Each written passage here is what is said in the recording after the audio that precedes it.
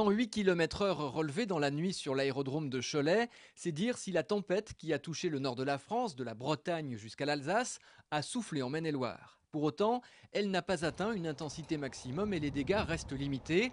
Les pompiers ont dû intervenir environ 200 fois. Mais ici à Ancenis, c'est tout le toit du stade de la Davrec qui n'a pas résisté aux bourrasques de vent. Les tôles qui le composent se sont littéralement envolées, heureusement sans faire de blessés. À quelques kilomètres de là, à Littré, le vent a décroché cette ligne électrique moyenne tension. Résultat, pour les équipes techniques de RDF, qui gèrent le réseau électrique, l'une des plus grosses journées sur le terrain depuis la tempête de 99.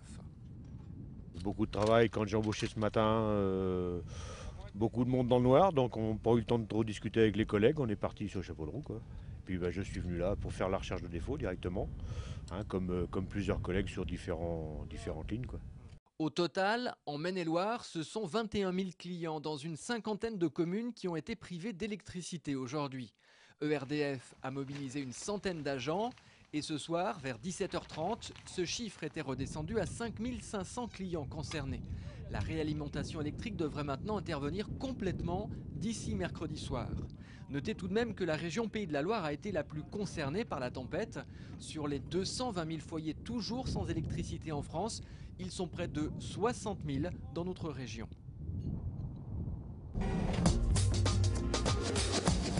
Environ 80 employés de Thomson à Angers ont débrayé 1 heure ce midi devant leur entreprise. Ils ne comprennent pas le manque de communication de leur direction quant à l'avenir de Thomson et son éventuel repreneur. Aucun nom pour l'instant ne leur a été communiqué. Et étant donné que nous sommes sans réponse, nous sur le site d'Angers, depuis l'annonce de ce repreneur depuis 3-4 mois, et que là, le silence continue malgré les annonces qu'ils ont faites à travers les communiqués de presse. Donc on profite du comité européen qui a lieu aujourd'hui pour se rassembler dans tous les sites et faire des actions identiques afin de faire une pression au niveau du groupe. Nicole a 57 ans, elle a toujours travaillé chez Thomson. À 2 ans de la retraite, elle est déçue de l'évolution de la société, elle qui en 1970 a connu ses heures de gloire.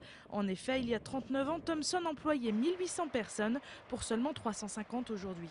Enfin, moi, j'ai vécu une époque dans l'entreprise où j'ai évolué, j'ai accédé à des postes de travail, j'ai évolué. Et là, je régresse. Là, bon sang inutile. Comment j'envisage l'avenir j'en sais rien. Parce que bon, je vais sur 56 ans. Qu'est-ce qui va arriver après?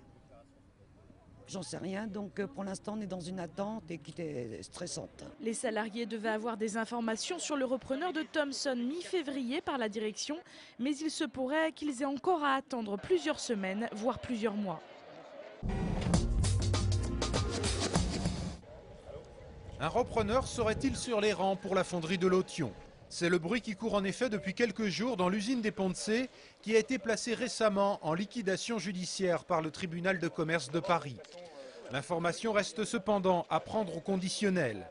Ce qui est sûr, c'est que vendredi, ce repreneur potentiel s'est présenté à l'usine des Ponts de Cé. Il s'agit d'un représentant de l'entreprise ARN de Neuilly-Saint-Front dans l'Aisne qui pourrait déposer une offre de reprise en milieu de semaine. 39 des 90 salariés que compte la fonderie de Lotion pourraient être conservés.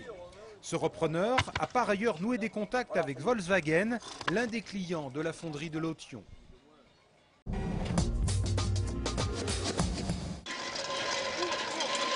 Ils étaient seulement une cinquantaine, mais ils ont réussi à se faire entendre. Cet après-midi à Angers, des producteurs laitiers ont en effet défilé dans le centre-ville à l'appel de la Confédération paysanne et de la coordination rurale.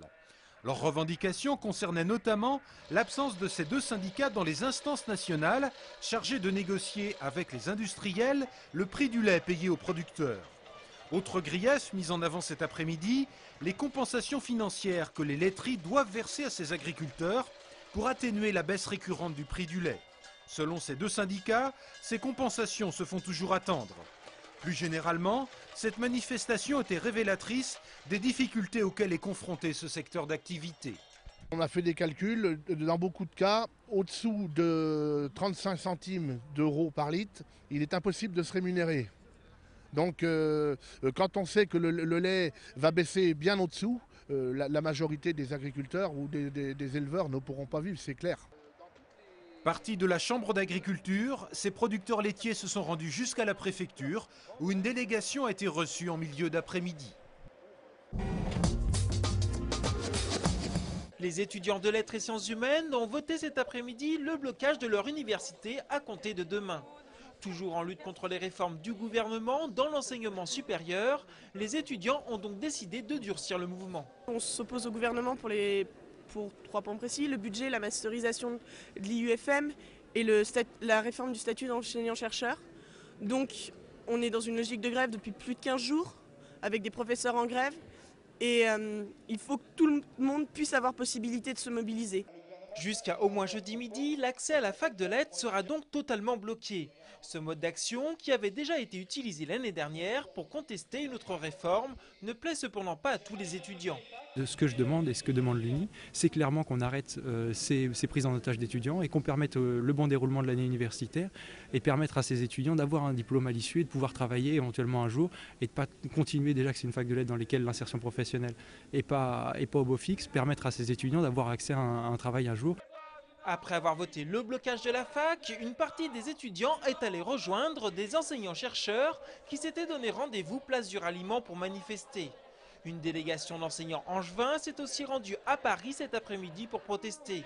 La présidence de l'Université d'Angers a quant à elle fait savoir qu'elle communiquera sur la situation vendredi.